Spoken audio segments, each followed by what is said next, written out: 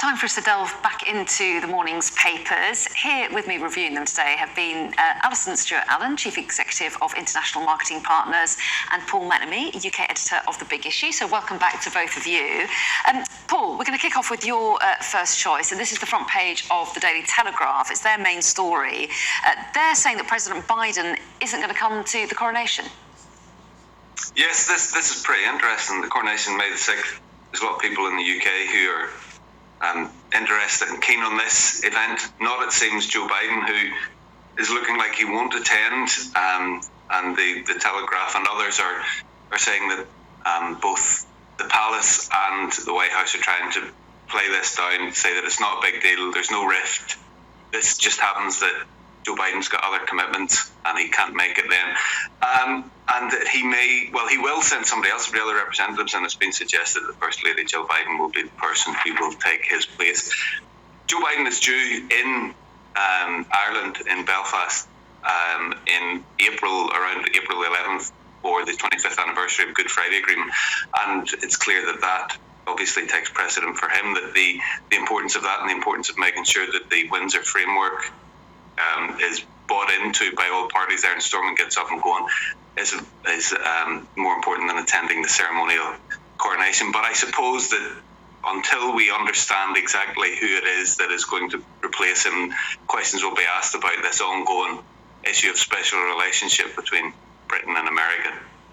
Yeah, really interesting, isn't it? And kind of what message it sends as well, him not going. Some suggestions in here, they say sources close to the administration, but I don't know who that is, suggesting they try to restrict his travel as much as possible. They reflect on his age, but also they say that they may think he came to the funeral and that's enough. It's quite interesting. Anyway, let's move on, shall we, to the Express, Alison, and the photograph there on the front page, and this was King Charles's first state visit to Germany. The trip to Paris, of course, that was supposed to precede it, postponed. Yes, so he yesterday visited Hamburg and spent the day greeting fans. You could say he's Britain's biggest influencer, so to speak, in terms of being a brand ambassador for the country, and was incredibly well received. There were thousands of people who came out in the cold, in the rain, to get a glimpse of him and the Queen Consort. They were in Hamburg at this part of the journey, near the end of their trip to Germany, visiting the Kindertransport Memorial.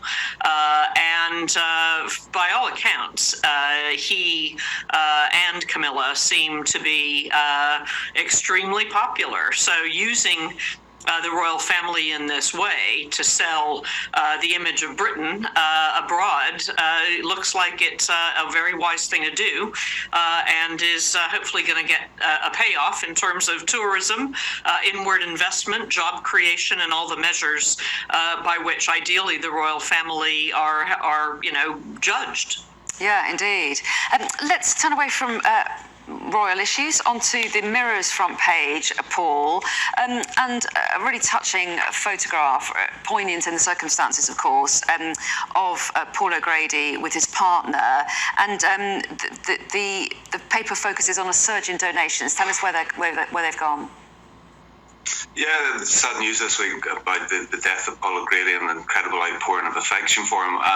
And Paul O'Grady was known for his love of dogs, and because of that, Battersea Dog and Cats Home decided to set up a memorial fund in his name for people to give donations to Battersea, and there's been a huge volume of donations that have gone into it. They reckon it'll top £100,000 this weekend. I just had a look before we came on air, and it's at 98,000 just over at the moment.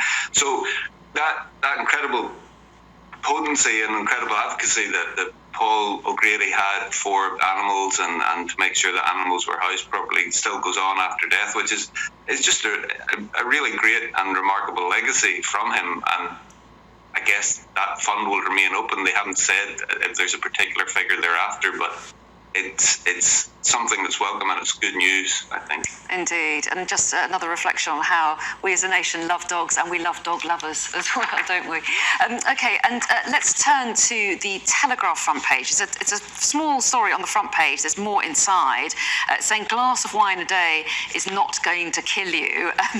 People around the country applauding that. They would like a bit of good news. So what exactly is the research telling us? Yeah, so Canadian researchers have basically analyzed over 100 studies, which took in 5 million participants.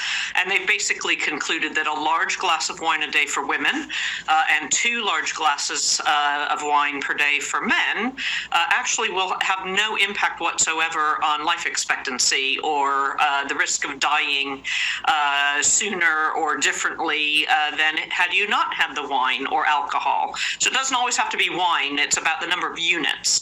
So it's 3 units for women and men.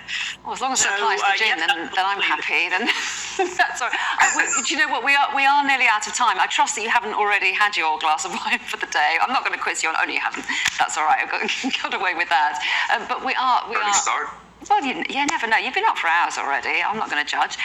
We are out of time, and it's been lovely to see you both this morning. See you again soon. Thanks for taking us through the papers.